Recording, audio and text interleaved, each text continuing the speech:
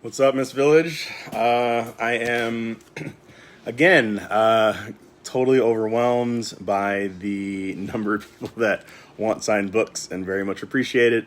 So as I packed these up, I figured I would hop on and say what's up. And there's one person here, so I am no longer alone. So yeah, just give you guys some updates. If you had any questions, we can do like a Q&A kind of thing.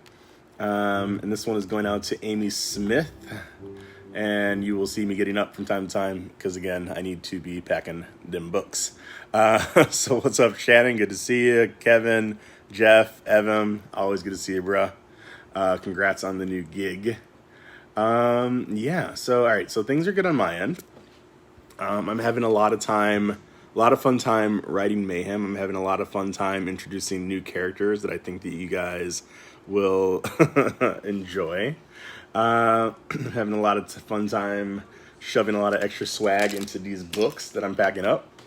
And honestly, I'm having a really, really great time with the comic. I mean, I've had people like ask why. I don't know if I've ever really fully said why I went into the comic, and I'm a chess player. There's always multiple reasons, but the number one reason, hey Chris, 1 second.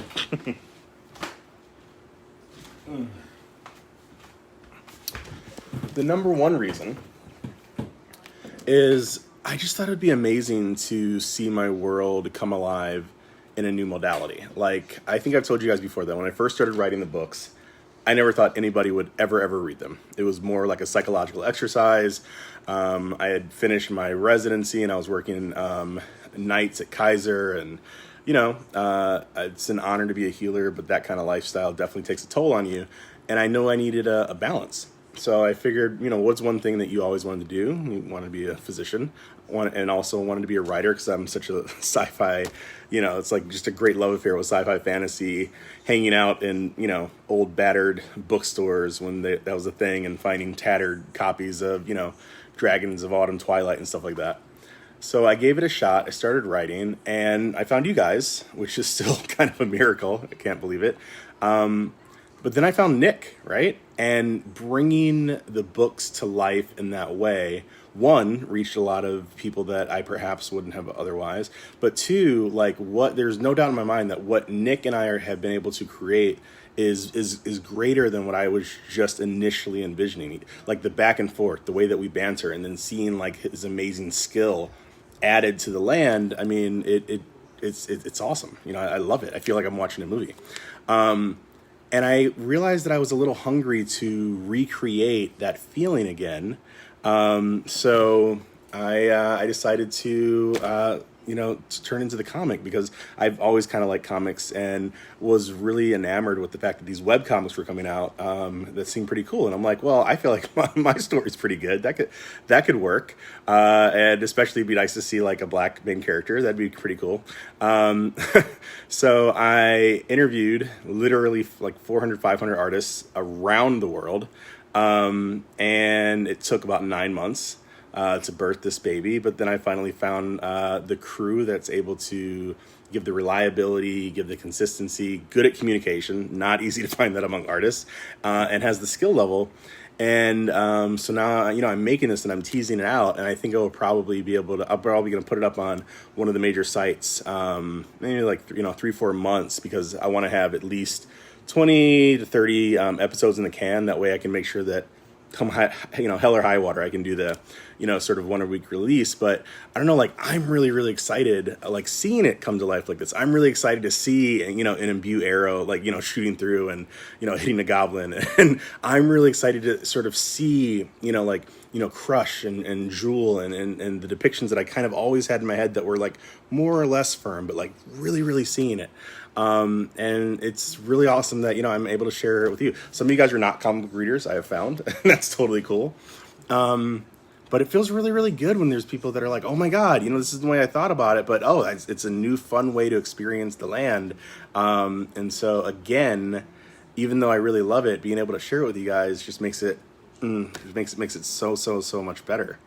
So anyway, that was my, I guess, like a slightly long-winded, answer to all of that. But yeah, no, that's why I did it. And again, thank you guys, everyone who does the stars. As you guys know, charitable giving is a really big thing, and the Miss Village has raised over $125,000. As of January of this year, we raised even a little bit more so far. For the various charities over the last like 5-6 years. And so when you donate, you're helping people that are less fortunate. So thank you for being part of the solution. You're awesome and amazing. Let me give some of these shout outs. You're the coolest man ever, Toby. Let me see if I'm missing any questions. All right. So Keith says, can we talk about the haircut? I do cut my own hair. I only know one haircut. And I usually do this and hide for a couple days until it sort of fades in. So you can talk about it all you want, but I got no shame. Oh, that's nice. So Tian Gerber, I think this might be the first, Tian Gerber, I think this might be the first time, but I really appreciate it. I do not get tired of kicking butt, because kicking butt, this is what we do, brother. This is what we do. Yeah, so as I said, this one is going out to Miss Amy Smith. But yeah. All right, so updates. I know you guys always want updates. As you saw, and as we've talked about, I tried to put up, a hard date because I was trying to channel my inner Sanderson, but, Sanderson's the man. But the truth is we just do things very different ways. We really do. I also don't have a team of 50.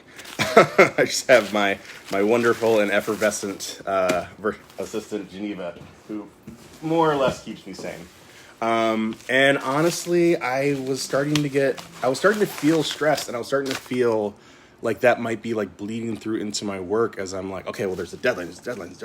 And I am an obstinate, stubborn human being. I mean, I am just so stubborn. Like my mama said that I would stand at the gates of heaven and kick St. Peter in the teeth if he told me to walk through it. Like, and it's true. I am just an obstinate person. And then I was like, why am I stressing myself out? Why am I putting this on me? Like, you guys aren't doing it. I mean, there's a little bit like where it is, and that's just nice encouragement. It's nice that you guys want it. But like, I was the one that was like, beating myself. And it's like, if I feel like that wasn't the thing that is going to give the best creation, chill out. So, I took like a little bit of Zen break, and then honestly the idea started to sort of like flow like a river a little bit more, which was really, really cool. So I will let you know when we are closer, when they're solid, but until then I will not give you guys any false promises or anything like that. But I will just tell you I'm having a really, really fun time writing book 9, Mayhem, and I'm also really enjoying God's Eye. I had an amazing breakthrough with one of the plot points that I was sort of kicking around in the back of my head. There's also I don't think I can talk about it. There's also another small little thing that may be coming up very soon. And with the comic, we are getting like this close to our 20th episode. And so I'm going to figure out exactly which platform I want to release it out on, and we'll go from there. So, I don't know, I'm excited. I'm excited about a bunch of stuff that is coming down the pipeline right now. All right, let me see if I can... Well, I'm glad you like the comic. Appreciate it, Kevin. Garrett says my table is dirty. Yeah, it is. All right. If there's something you could take back in Land that you've introduced, what would it be? I don't really have anything. I've made a mistake before.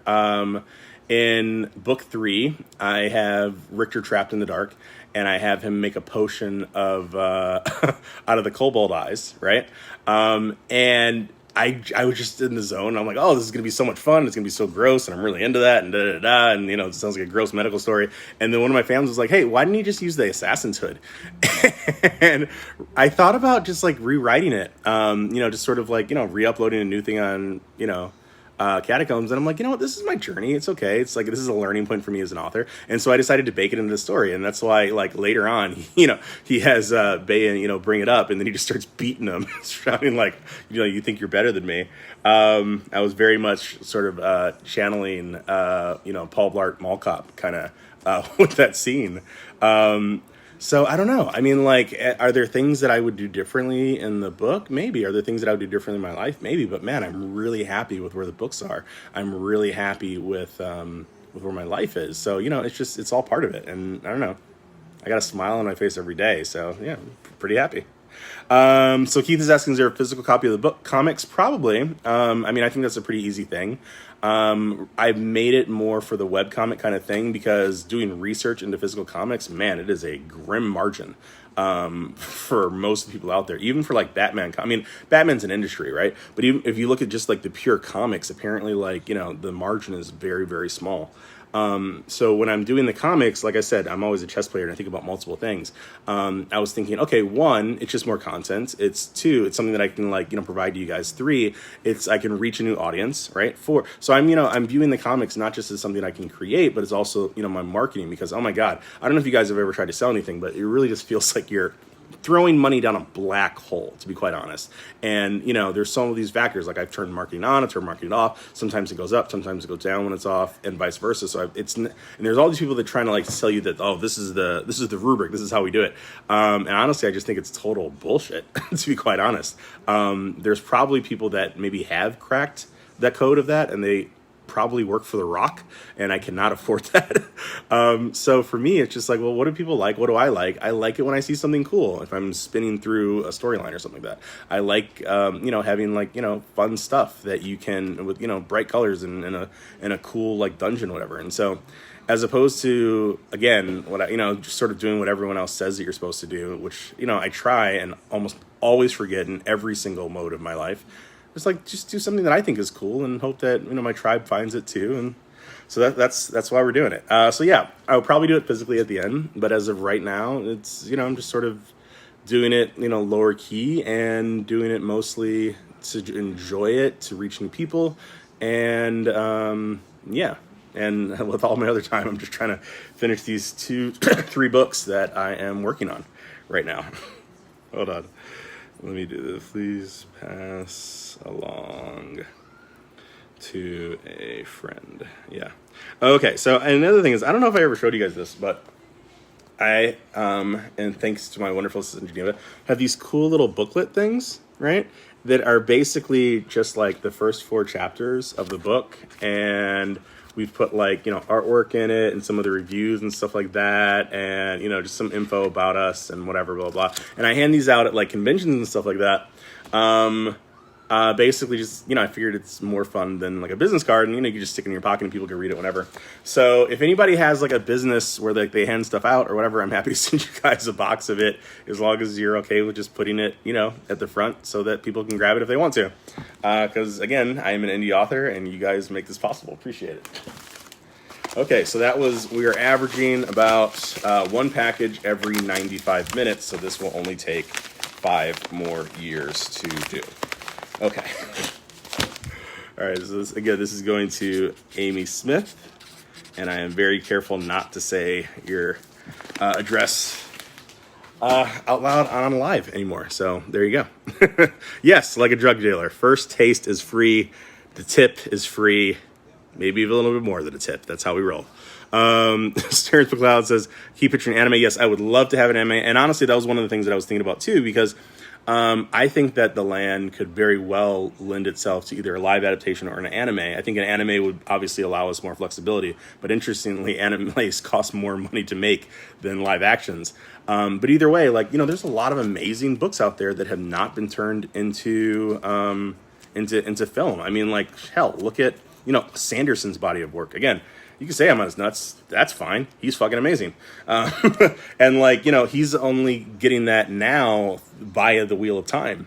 And I asked him once, and he's like, I'm like, why when there's this other stuff that's been made in the shows and they're just rebaking everything because it seems like they're running out of ideas, that they haven't turned your stuff into a show? And he's like, oh, because Hollywood is as insane and as ridiculous as it seems like it is as they make it seem to be on TV. And it's you can have something green light and go to the 3rd round, and, Will Smith is involved and da-da-da, but then, somebody sleeps with the wrong secretary and then they're getting divorced, and then it's just insanity.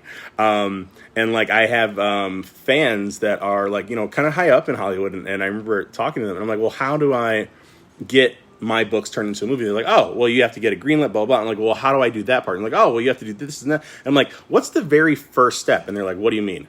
And I was like, how do I get the ball rolling? And they're like, oh, well, you got to have the best Coke and be at the best party at the right time. Which is basically the answer that I got in a couple of different permutations. So yeah, not really try to bank on that. Very much more a southern walk through the forest dude than Coke at the LA party kind of dude. Yeah, so I figured it might be a bit of a closer leap having a comic and imagery and stuff like that to be an adaptation than just being like, hey, I like my books and I know you're really busy, but if you have 10 hours to read through it. So I don't know, we'll see. But either way, I'm having a great time. And honestly, again, as if I haven't said it clearly, like this great time is because of y'all. So I appreciate you. Thank you. All right. Trevor is one of the greatest literature writers there is. I really appreciate that kindly. And again, thank you guys for the stars. We will be donating them to a worthwhile charity. Blessings to those people in Miami now. It's a horrible story. Send them whatever good vibrations y'all can. And Dominic says, you guys are amazing. You're amazing too. This is an amazing. All right. So I'm sorry, Geneva, if you're here, Jordan, write in because this is a great compliment and you get a free t-shirt. Just give us your address and your size. Jordan Ivers says, you and Nick Bodell are a better combination than Butch Cassidy and the Sundance Kid. And one of the reasons you get the shirt is that I actually just Googled Butch Cassidy and the Sundance Kid yesterday for one of the projects that I'm working on. So I just thought that was really cool, Kismet. Appreciate you getting your dad to listen to him. What's going on? So Bilal says, can we see what your bookshelf library looks like? Yes, you could at a future date. It's basically a lot of signed books from authors that I've been able to con into sending me signed books because I'm like, I'm an author too, and somehow that has validity. Some of my favorite authors, like from back in the day, like Catherine Kurtz, Raymond D. Feist, Ari Salvatore, that kind of thing, who graciously take my calls 1 out of 50 times. But again, I'm not wearing any pants, and I have to keep making these books, so perhaps later. Okay, so all right, so Keith Rains, I will not repeat the whole thing, but he's basically asking the switch from Nick. So for those of you guys who came after the first year into the land, hold on, let me pull up another one of these things. So as we're talking, I can hopefully whittle down this list of books my fans are impatiently waiting for. All right, so yeah. So again, I'm pretty sure I have ADD. That's never been diagnosed. I mean, I've been productive, physician, but fairly certain. So I never really listened to audiobooks, I could lose myself in the world and the vivid hallucinations of reading a book, but I never really sat down too long to listen to audiobooks. So I didn't know much about it. And again, I didn't really have any plan or conception that my life would take this turn. When I wrote the first book, I thought no one would ever read it. I just had this fantasy that, maybe one day, like after I died, my grandkids will just sort of be going through my shit and find like an old tattered manuscript and be like, oh my God, did you know Granddad wrote a book? Kind of thing. So, I think it was around the third or the fourth book that I just started getting like almost like daily, like, where's the audiobook? And I just asked another author and I'm like, hey, so audiobooks, what do you think? And he's like, oh, you're leaving money on the table if you're not doing it. And it's just a cool thing. And so I kind of looked up how to do it and like link with people. And I went on Craigslist, I went on Fiverr, I put out ads, I went through like ACX, whatever.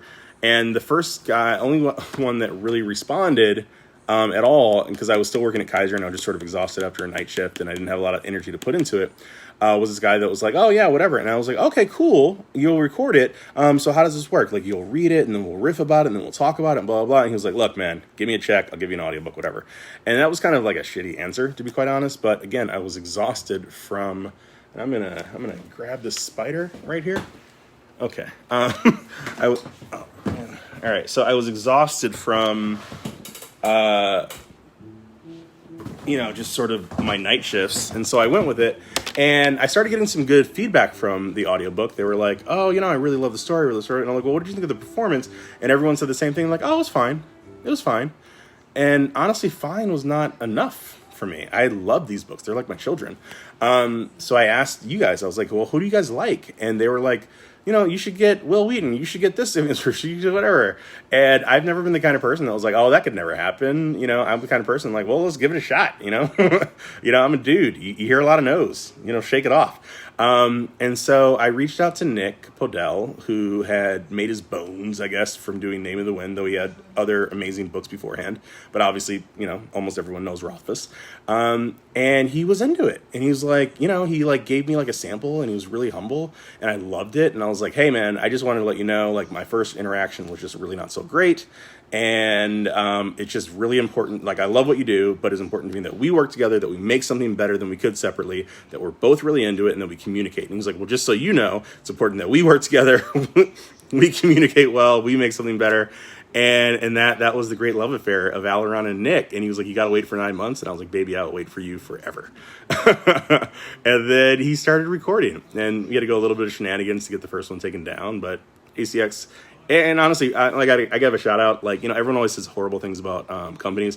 ACX, like the Audible, basically the business arm of Audible, they are good people. I don't know if it's just that they're a little bit smaller, but like they do the hard work. They are always there. They're awesome. So yeah, I mean, that's basically what it is. And I mean, and that's how it rolls. And now Nick and I, we just talk about whatever. I write characters that I intentionally mean to be difficult because I'm just that kind of person. and I'm just so lucky to be working with them. All right. Let's see. Do a Rocky montage like in Rocky when you're back in the books where like I'm at the top and I just literally. I mean, do you guys ever think about like how strange it would be to run up a flight of steps, turn, and to no one just be like this for like a good 45 seconds, just looking around. Just nobody there. I love that kind of stuff. It's like that clip of like why music's important, and you show the end of the first of episode 4 for Star Wars of him walking, and it's dead silent, and how creepy it is. All right, hold on. Let me do this. God, I am averaging 9 hours per signed book here. Again. Sandy and I do things very, very differently. We all have our own style. His is what most people would call, efficient. Mine is full of heart. Hold on.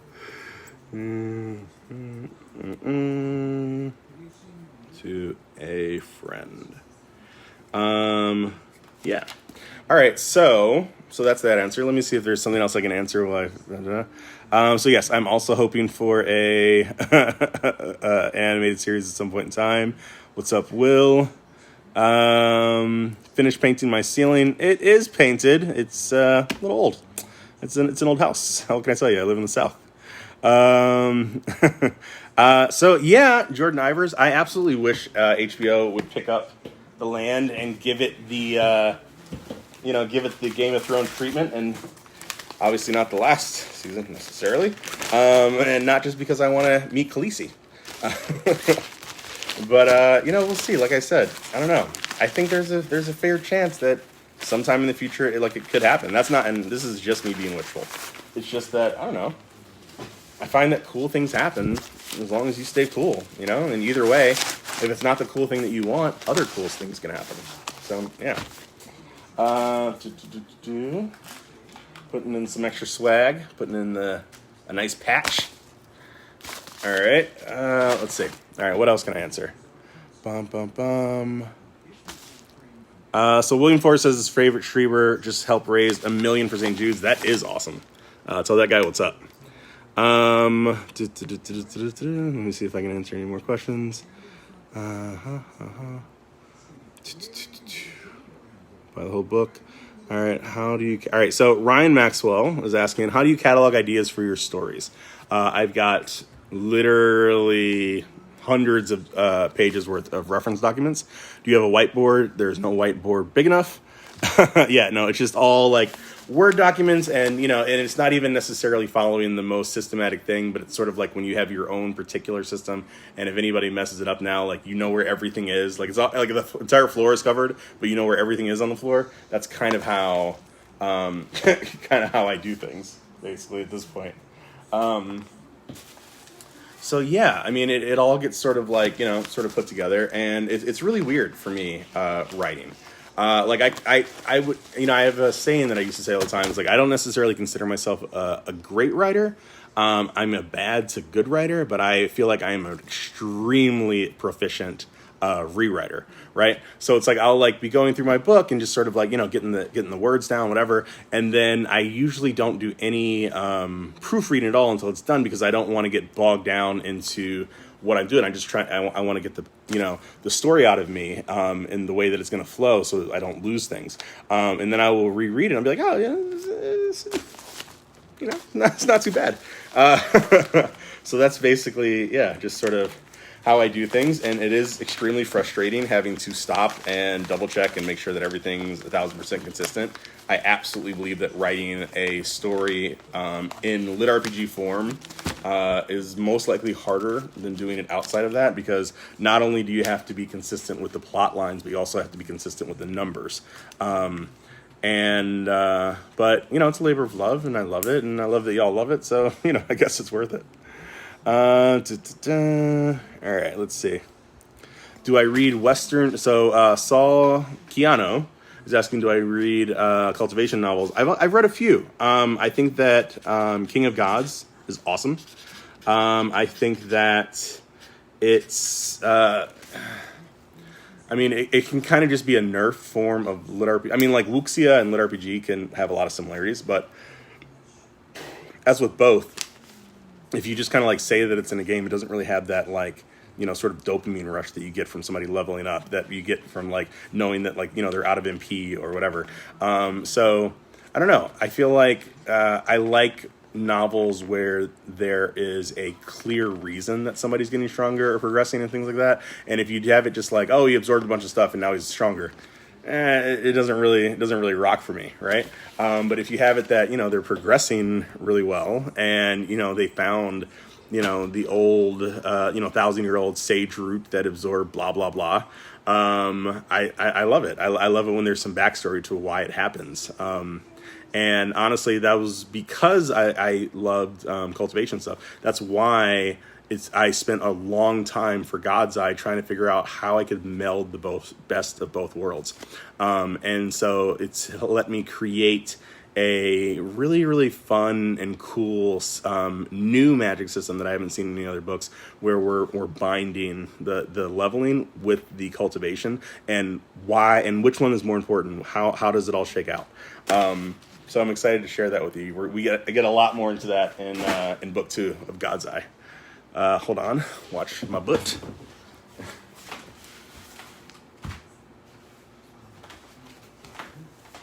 All right, got an order for a signed map.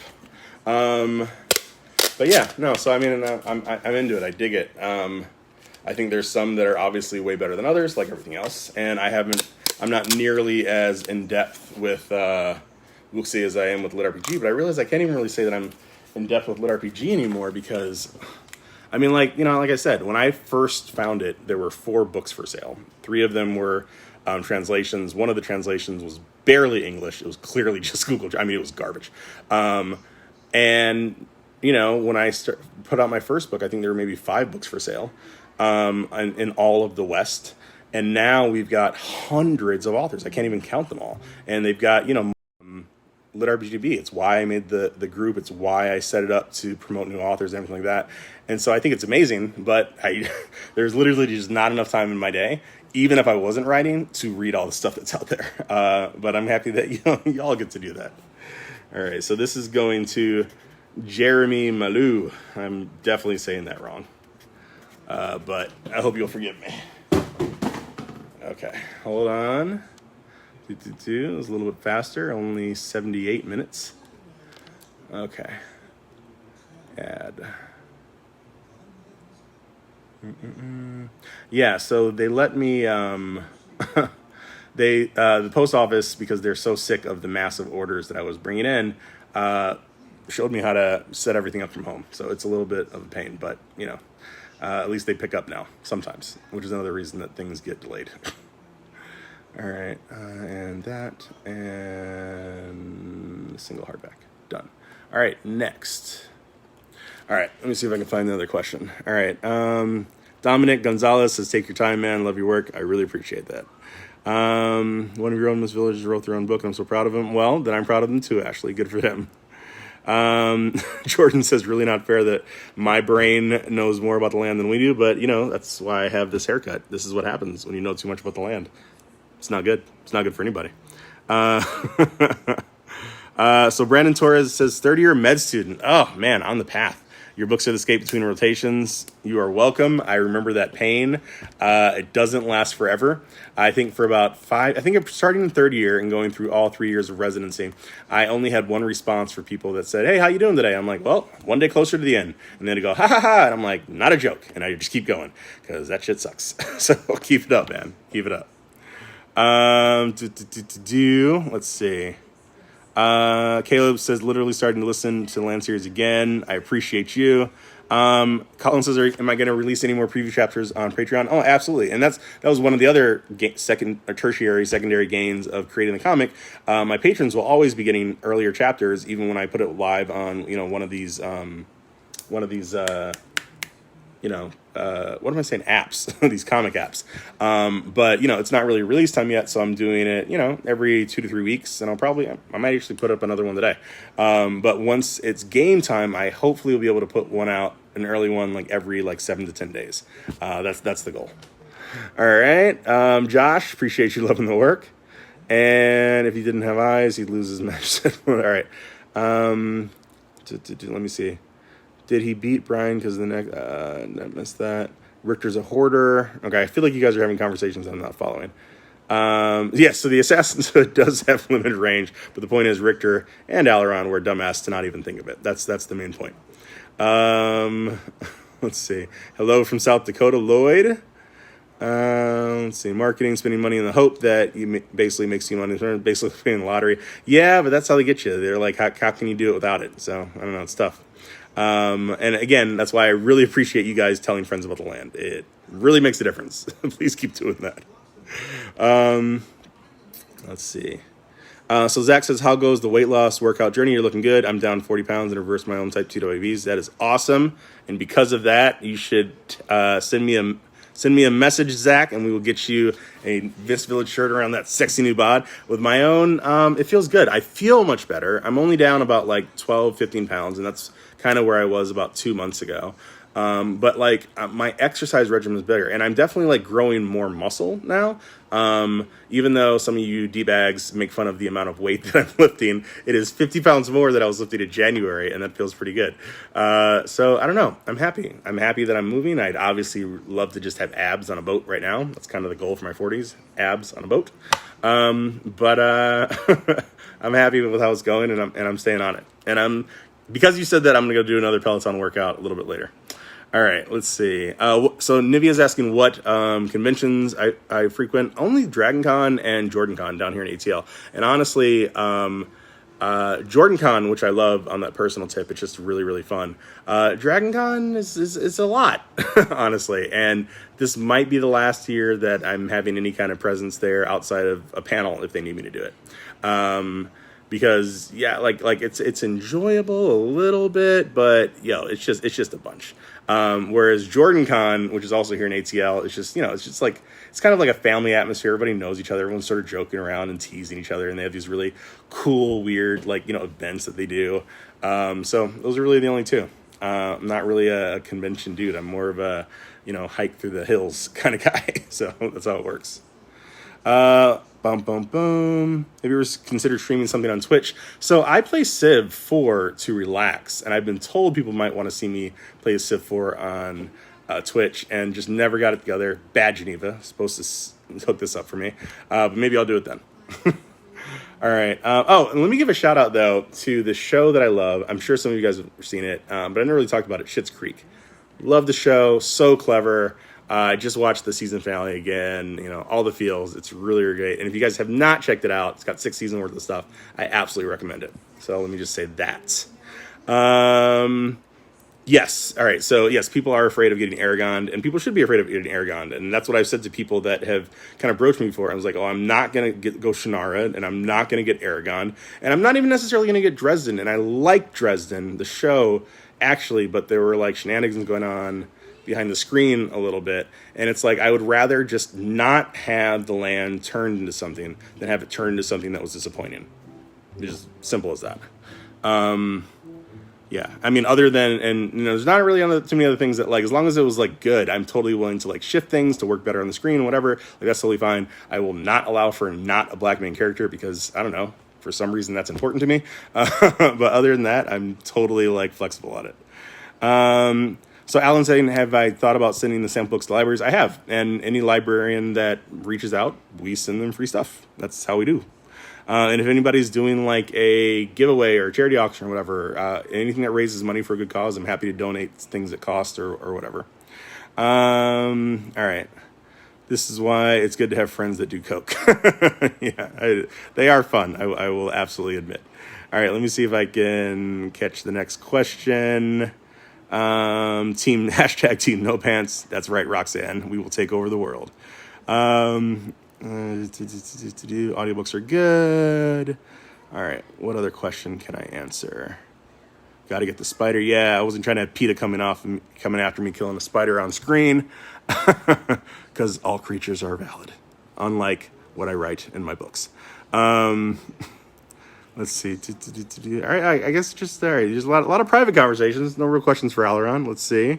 Do you really want the pressure of an HBO series? Yeah, pressure doesn't bother me. If you're gonna like make something cool, you gotta get out there. It's like saying like, do you really want the pressure of dating? It's like, yeah, I kind of want what goes with it. Though I'm no longer doing that because I'm very happy with my lady, Carrie. But in general, you get the point that I'm making. And don't nobody be a snitch, please. But yeah, like pressure is cool. Pressure can, make something really amazing that you weren't going to make beforehand. It can bring something awesome out of you. And I have no problem with that. I just have a problem with someone whose inherent goal is different from mine. There's a lot of people that just make content. There's authors that literally have like 50 different pen names because they'll just find a genre that's popular and then churn out some, crap and, set it for $2.99 and it'll get 1 out of 5 star reviews, but they've made however much money for that month and they just keep doing it over and over and over again. Like their goal is to make money. I'm a capitalist. They don't necessarily like that person, but I'm not going to hate on their game. And I'm not going to hate on the game of someone in the, video industry that's trying to make money just doing whatever. But that's not my goal. I want someone who wants to make money but also wants to make an artwork. I want someone that is trying to get that Evil Dead, Army of Darkness, old school Star Trek, should be apologetic for the blackface, but still an awesome foundation for something that we've all loved for, decades to come kind of thing. And if I'm not working with someone like that, like similar to the conversation I had with Nick, I'm like, I need this kind of energy. And he's like, well, I do too. I'm not interested in working with the equivalent of my first narrator, I guess is what I'm saying. So that's my personal choice. And I'm willing to wait for it. I'm willing to have it never happen, to have it done in the right way.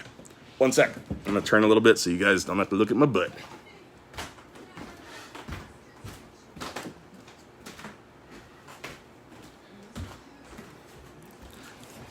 And I'm back. All right, this one is going out to Christina Mitchell Wheeler.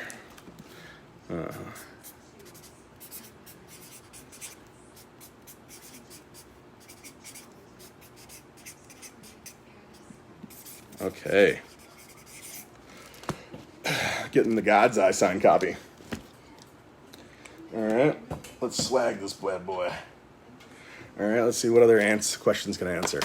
How do I win a book? I have all the copies in digital. I'm pretty sure we give away signed books like literally every other day of the year, both here on the page and in the group. So, like legit, like we do a giveaway like half of 365 days a year. Don't feel like doing the math. So yeah. Yes, we definitely need a couple short stories about Crom and his wives. I agree. That could be great. Okay. Oh, Keith Rains is asking, is there a tier 2 version of talent point conversion? So glad you asked. We haven't been able to do this yet. You know what to do, everybody. You know what to do. Keep up. All right. Okay. Oh, Sean Hartung is also asking for some spoilers. I believe we know. That's right, Shannon. You get them. You get them. Josh wants to know why I'd be incorporating The Purge into the stories. And just because I like shrapneling people, please get him too, because that's obviously, whatever. Though funny. All right, so I saw genitalia, so I'm going to read this one.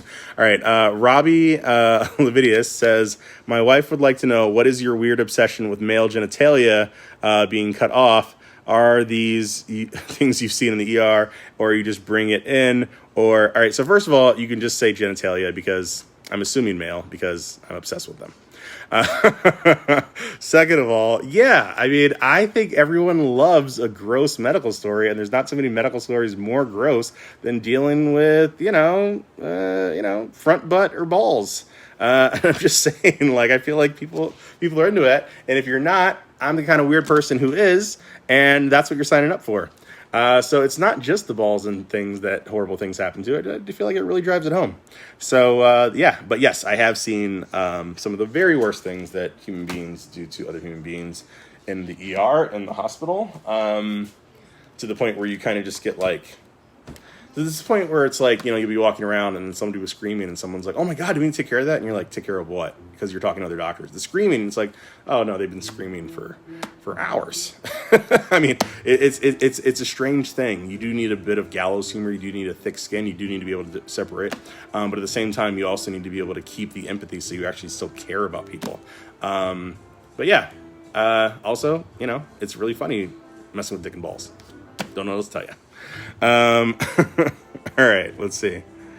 All right, just finishing up God's Eye Day. Appreciate you, AJ. Can you hint besides? All right, nope, that'll be a spoiler. Listening for the Land. This is literally what they just did. Narrative switched. The new one is. Let's see. Are there any more questions that I'm missing? Give us something juicy. It's called Mayhem. That's all the juice you are getting with the squeeze today. And all right, so Matthew Jenkins is asking, have I ever read Joel Rosenberg? I have. Joel Rosenberg was a legend. He was amazing. I've actually been able to speak to his late wife about him, and I just contacted her because I was such a huge fan. People have brought up whether or not he might have been one of the precursors to what we call lit RPG today. I definitely think that his world building was amazingly great and immersive. I don't necessarily see it as a lit RPG though. Something like Socrates Cavern would be a little bit closer to a precursor to a lit RPG, or Raymond D. Feist's Kilobyte, I guess would be a little bit closer. But there's no denying that, I love it when someone will bring in a real world thing and make it really cogent to the story. Like with him, it was fencing, and these people that had just sort of done it, whatever, just sort of done it for fun or done it as an intramural kind of sport.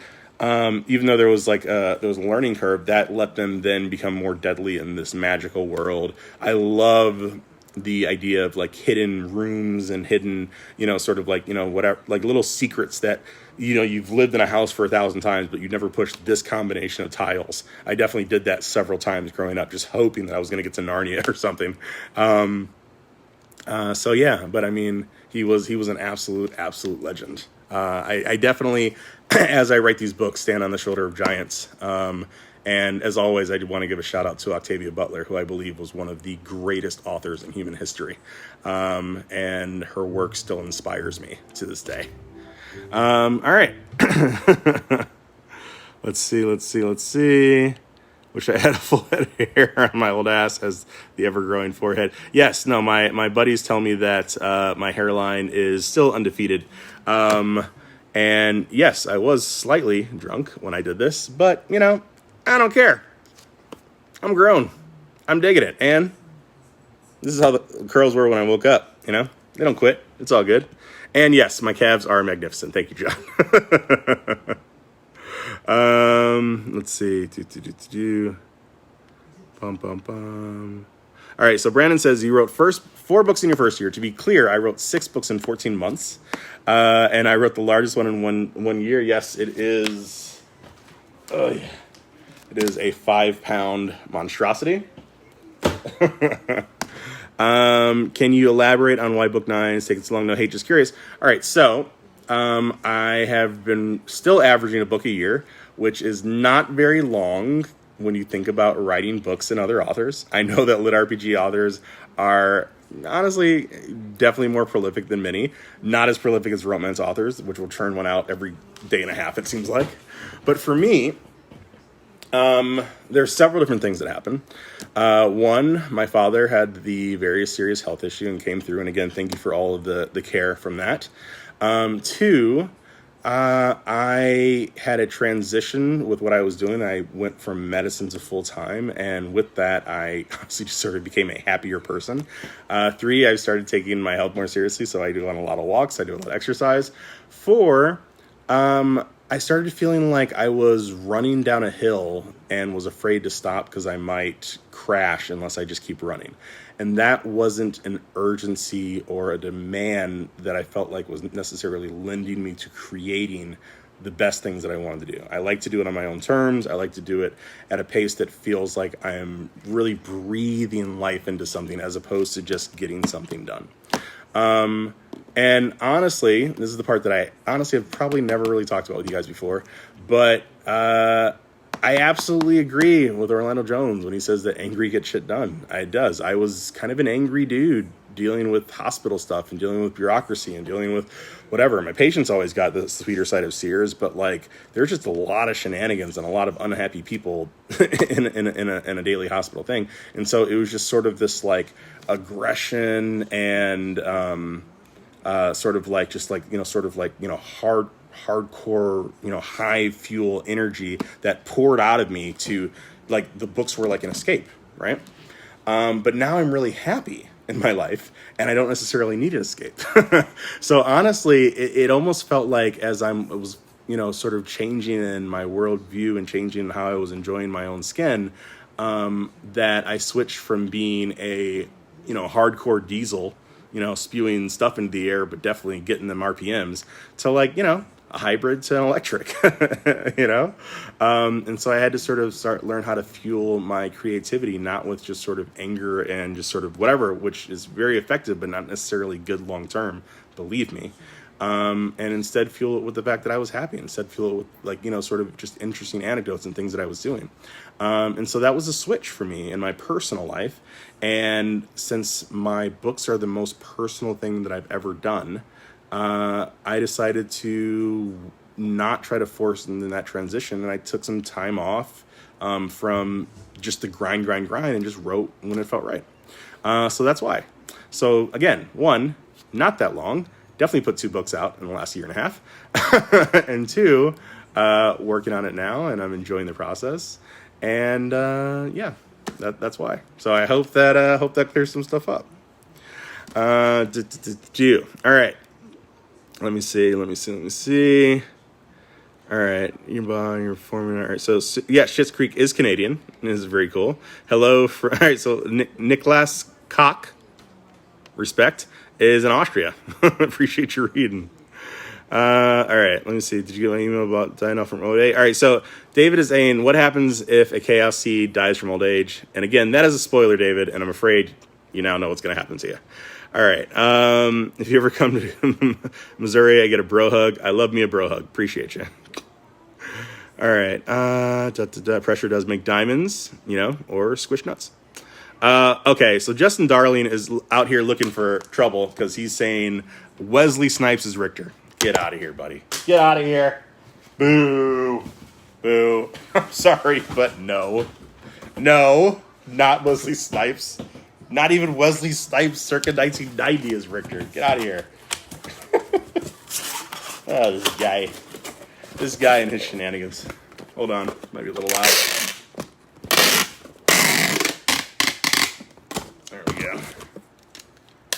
Yeah, see, I do all of this. This there's no legion of minions to do this stuff when you guys are ordering. So that's why I just try to like block out like, a couple hours on like a Sunday usually or something like that to get it done. But yeah, even when I'm not, talking in between, like it takes a minute. And honestly, again, with the ADD, I just get tired of doing it. So I'll just box up like 5 or 6 and then stop. And then I'm like, well, I'll get to it later. Also why it very clearly on my website says that it can take up to 6 weeks, to get things done. But, yeah. All All right, well, my mouth is getting dry, which lets me know that it's almost time for me to get out of here. So I will answer one or two more questions, if there are any.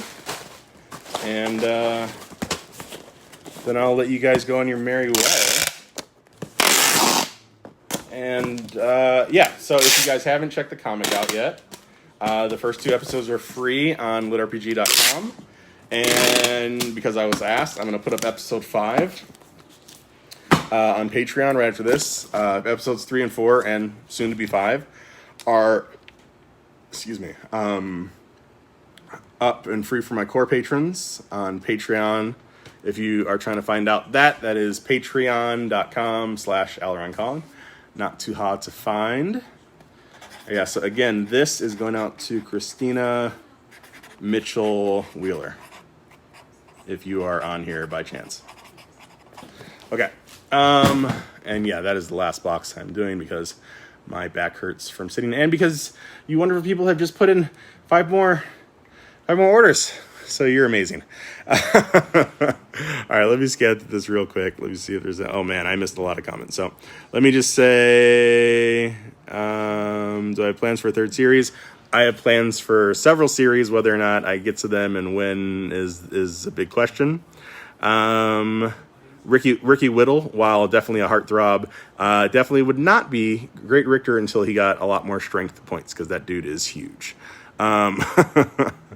So did I ever pull any ideas from Piers Anthony? Not that I can really think of at all. I love Anthony's whimsy, but I'd say he is a lot closer to Dakota Kraut with the puns.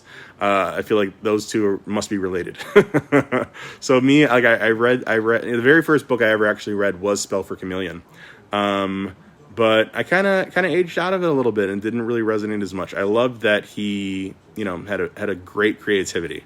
But yeah, I'd say Raymond E. Feist was probably a little bit more my speed. The idea of starting from very humble beginnings, just an innocuous character, even several innocuous characters that then grow to heights but in completely different directions. Like that's an idea that really resonates with me.